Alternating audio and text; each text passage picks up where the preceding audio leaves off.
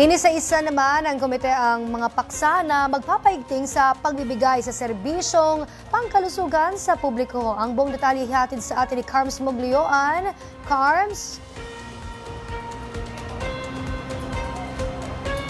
Princess, sa katatapos lang na joint meeting kaninang umaga ng Committee on Civil Service and Professional Regulation at Committee on Health, inungkat nga nila ang iba't ibang mahalagang usapin, partikular na sa sektor ng pangkalusugan.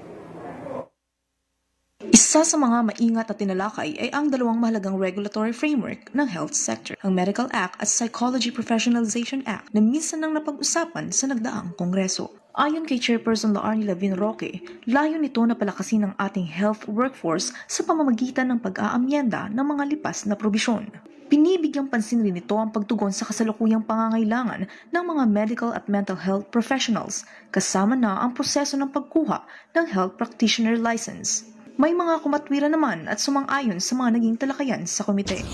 So sa kabuuan po, ang PSPHP supports the modernization of the Medical Act.